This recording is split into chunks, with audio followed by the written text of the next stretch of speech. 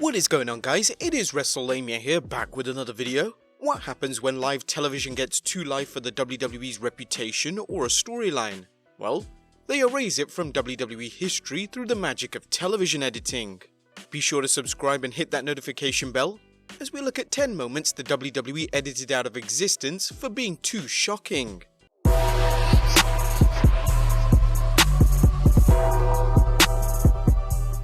Keep in mind these are segments that WWE has removed from the WWE Network and YouTube, but you may be able to find them if you dig deeply online.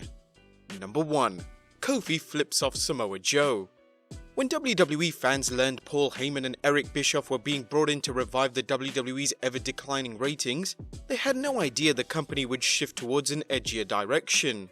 This was evident when WWE Champion Kofi Kingston found himself in the ring with Samoa Joe, and Joe tried to bully Kofi, telling the Dreadlock Dynamo to shake his hand after Joe threatened Kofi's friends and family. Kingston's response shocked Joe, as well as the WWE Universe, as Kofi flipped the bird to Joe before delivering a Trouble in Paradise, flooring the Samoan submission machine.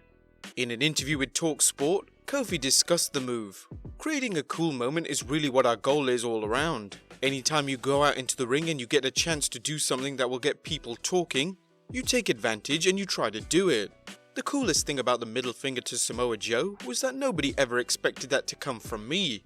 And I think that people think that power of positivity means that you just turn the other cheek when they're talking about you and talking about your family, and that's not what it is. You stand up for yourself, stand up for what you believe in. The move would get an enthusiastic response from the WWE Universe, but the WWE ultimately chose to censor Kofi, digitizing Kofi's middle finger out on a photograph. As for who was responsible for the segment, Kofi revealed it wasn't Heyman or Bischoff. It was with Vince. But it's always a collaborative effort all around between Vince, myself, the writers. We all want to put forth the best product we possibly can. It's not something where someone says, hey, this is what you're doing, and then you go out there and do it. Very rarely.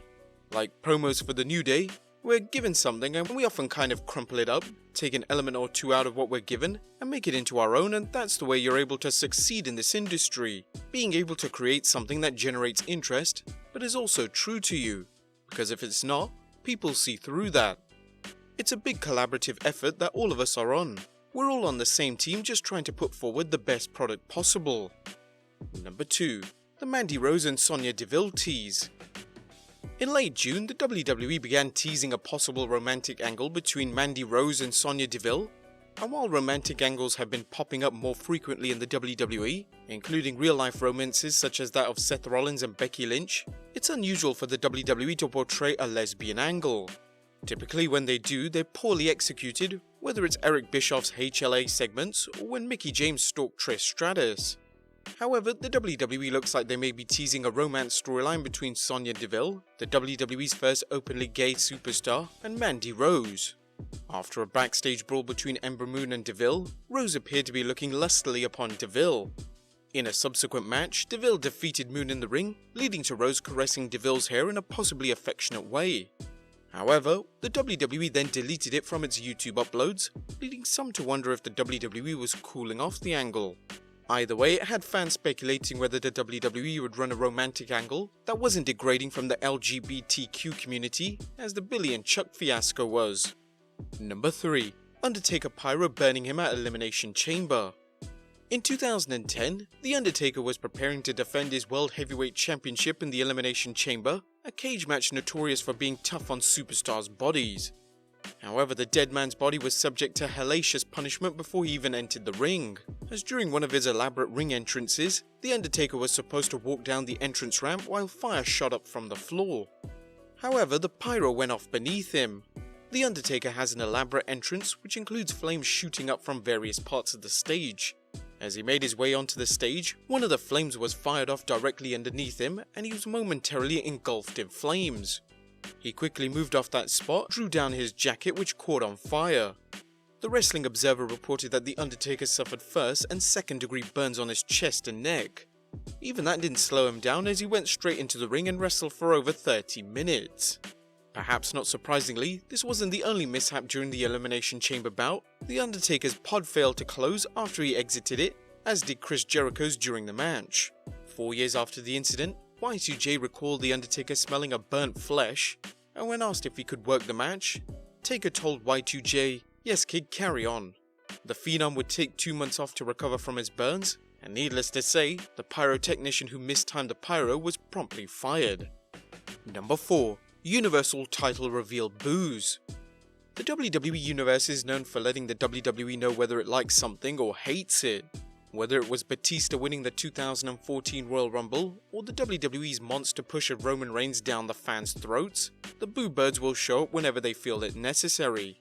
One such occasion occurred when the WWE unveiled its new Universal Championship. Apparently the fans were less than impressed with the belt's design, which looked remarkably similar to the WWE Championship, and made their displeasure known during the title match between Seth Rollins and Finn Balor, with disparaging chants about the belt. Seth Rollins, no stranger to voicing his opinion on social media, but then again who isn't, took to Twitter to chastise the WWE Universe. More important than a title's appearance is what it represents for the men fighting over it. "You really let me down tonight, Brooklyn." As bad as the title may have looked, the match marked the apex of Finn Balor's WWE career, as he won the title only to relinquish it due to a shoulder injury he suffered during the match. Balor's WWE career has yet to recover. Number 5. Sami Zayn mentions AEW. Ever since Vince McMahon brought the WWF from his father, he's generally taken an approach of ignoring any mention of the competition. Thus, fans were shocked when Sami Zayn mentioned All Elite Wrestling during an interview segment during the Raw that aired after AEW's successful Double or Nothing show. During the segment, WWE were getting questions from the audience for Sami Zayn, but Zayn quickly tired of the questions and asked for something edgier, such as a discussion of AEW. Naturally, AEW chants began in the arena as the wrestling world wondered whether Zayn went off the script. Wrestling's various talking heads debated the point, with Dave Meltzer reminding everyone that even though Raw and SmackDown aired live, they have a built-in delay to edit out unexpected problems such as swearing or wardrobe malfunctions. This makes it highly unlikely the mention wasn't planned. Whatever the case, the WWE aired the AEW mention on its Hulu repeat, but edited out of its YouTube video, with some speculating this was done to make it seem like a real unscripted moment. Whatever the case, it served little purpose other than reminding fans of All Elite Wrestling. Number 6. Bret Hart incident at Hall of Fame. The 2019 WWE Hall of Fame ceremony featured several major inductions, including honouring Bret the Hitman Hart and Jim the Anvil Neidhart's Hart Foundation tag team by enshrining them in the Hall of Fame. Unfortunately, this induction was marred by an idiot who chose to jump into the ring during Hart's acceptance speech, knocking the Hitman down before the assailant was beaten down by a squad of WWE superstars. While there's plenty of footage of the incident online, you won't see it in any official WWE videos, as the promotion wisely doesn't want to give this buffoon any more publicity. Number 7. Rey Mysterio cross at Saudi show.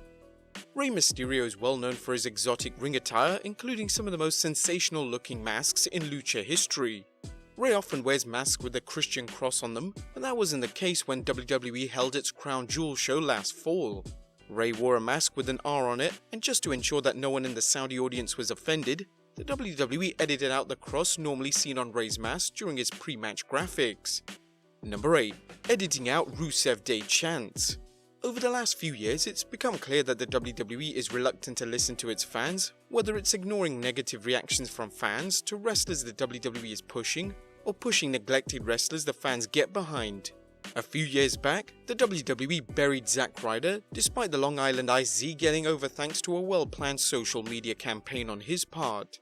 A more recent example is Rusev, whose Rusev Day gimmick got him over big time with the fans, only for the WWE to ignore the fans' wish to make every day Rusev Day. The WWE even went so far as to delete Rusev Day chants out of its footage, yet another example of how petty the WWE can be to telling the fans whom to cheer for and whom to boo. Number 9. Chair shots to the head. Once upon a time, wrestlers took chair shots to the head seemingly as often as headlocks.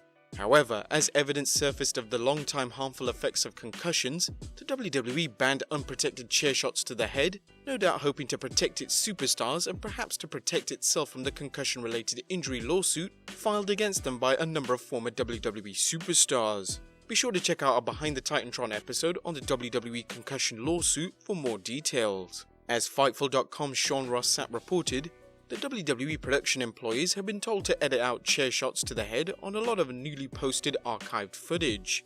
And number 10. Steve Blackman Chains of Love. Longtime WWF fans no doubt remember when SmackDown aired on UPN, and the Blue Brands network occasionally featured crossover segments with UPN's various shows, including WWF superstars guest starring on these shows. Wrestling shows featuring crossovers with TV shows and film have existed for decades, but one saw the WWF promote the UPN reality show Chains of Love. Chains of Love featured 5 contestants who were chained to each other, with one picker selecting who would stay and who would go. Like most reality shows, it featured very attractive contestants, so in true WWF fashion, they went the opposite direction when Grandmaster Sexay hoodwinked Steve Blackman into becoming a contestant. Or so Blackman thought. Instead of 4 lovely ladies, Blackman was chained to 4 plus-size girls, and the hilarity you expected, which is to say little or none, ensued. The WWE has spared fans from having to watch this storyline on re-airings of SmackDown, with speculation having it that the WWE pulled the segments due to copyright concerns and or possible complaints about fat shaming. But there you have it guys, 10 moments the WWE edited out for being too shocking or controversial on TV. Have you seen these segments before they face their final deletion? Let us know in the comments down below, subscribe if you haven't already, follow us on Instagram and Twitter, and I'll see you next time for some more wrestling content.